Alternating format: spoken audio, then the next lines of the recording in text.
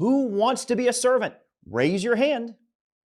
All right then. Well, seeing none, it seems we need to talk about this on today's edition of Liberty at Home.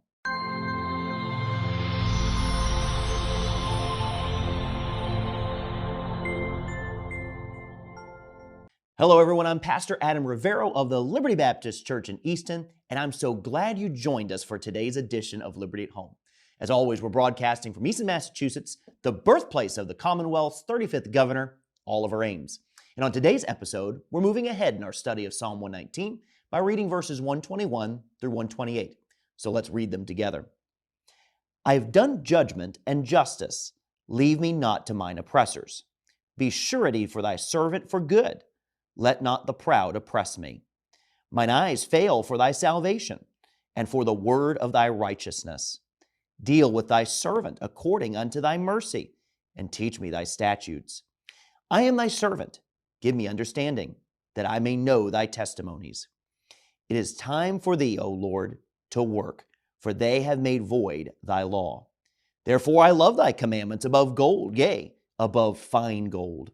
Therefore, I esteem all thy precepts concerning all things to be right, and I hate every false way.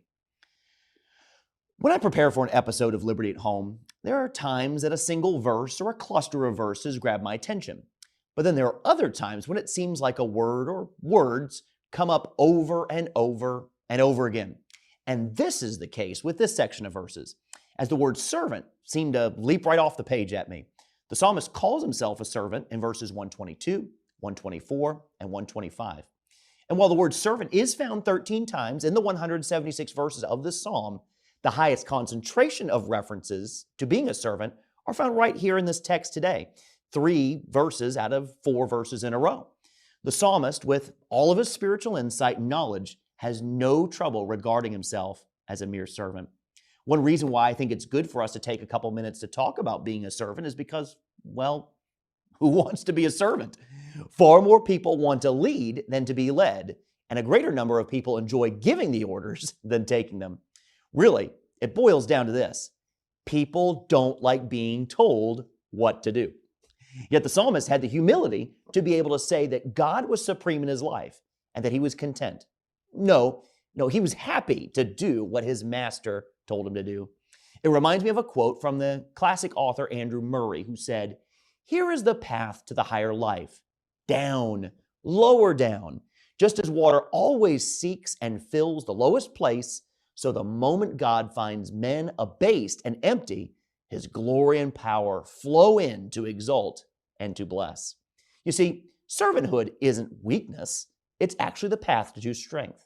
Mark 9, verse 35 says, "And he," meaning Jesus, "sat down and called the 12, the disciples, and saith unto them, If any man desire to be first, the same shall be last of all and servant of all."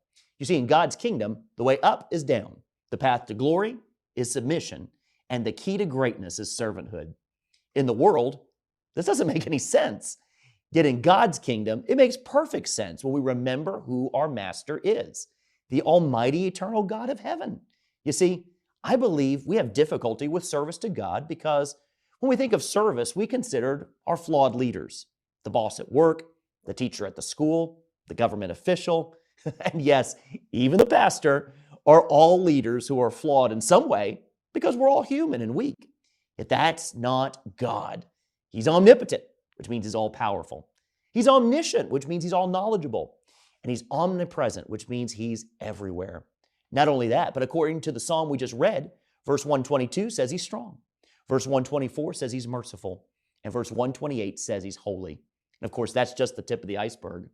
This is a God who is worthy to be followed. So today, consider these words of servitude from the greatest king who ever lived, King Solomon. In Proverbs 3, verses 5 and 6, he said this, "Trust in the Lord with all thine heart, and lean not unto thine own understanding. In all thy ways acknowledge him, and he shall direct thy paths." You can be sure, as you serve him, that he'll lead you down the right path. Well, as always, I want to thank you for watching Liberty at Home. And if you've been blessed by this episode, I believe you'd receive an even greater blessing by visiting Liberty Baptist Church. We meet every Sunday and Wednesday at 800 Washington Street, right here in Easton.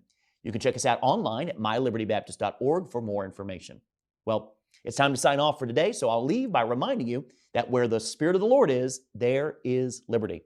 I'm Pastor Adam Rivera, and I'll see you next week here on ECAT on Liberty at Home.